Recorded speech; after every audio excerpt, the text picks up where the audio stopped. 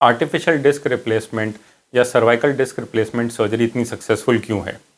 अगर आप यंग हैं, आपकी उम्र 45 साल से कम है और आपके एमआरआई में स्लिप डिस्क दिख रहा है जिसकी वजह से नर्व दब रही है और आप कंफ्यूज्ड हैं कि आर्टिफिशियल डिस्क रिप्लेसमेंट कराएं या फिर फ्यूजन सर्जरी, तो इसमें बेटर यह रहेगा कि आप आर्टिफिशियल डिस्क रिप्लेसमेंट कराएं। अगर आप यंग हैं और अगर हम ये वाली सर्जरी करते हैं जिसमें कि हम डिस्क को निकाल के एक नई डिस्क लगा देते हैं, तो इसके कई फ़ायदे हैं। पहला, एक तो आपका रेंज ऑफ मूवमेंट या फिर गर्दन का जो मूवमेंट है ये ऑलमोस्ट नॉर्मल रहता है।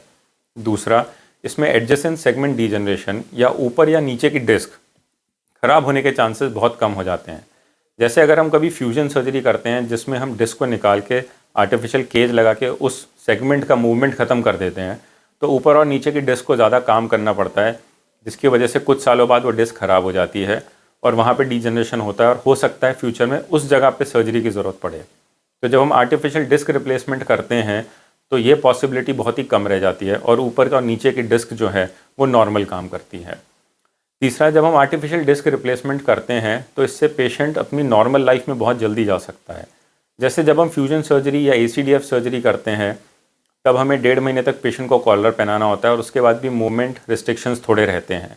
लेकिन जब हम आर्टिफिशियल डिस्क रिप्लेसमेंट करते हैं तो हमें 10 या 15 दिन के लिए ही उसको कॉलर देना होता है। उसके बाद हम पेशेंट को नॉर्मली धीरे धीरे सारी एक्टिविटीज़ अलाउ करते हैं और पेशेंट अपनी लाइफ में बहुत जल्दी वापस चला जाता है। तो अगर आप यंग हैं, 45 साल से कम उम्र है, आपको सर्वाइकल स्लिप डिस्क है और आप आर्टिफिशियल डिस्क रिप्लेसमेंट कराना चाह रहे हैं, तो इसमें आपका मूवमेंट भी नॉर्मल रहेगा, एडजेसेंट सेगमेंट डीजनरेशन के चांसेस भी बहुत कम हो जाएंगे और आप अपनी नॉर्मल लाइफ में बहुत जल्दी वापस जा सकते हैं। Thank you.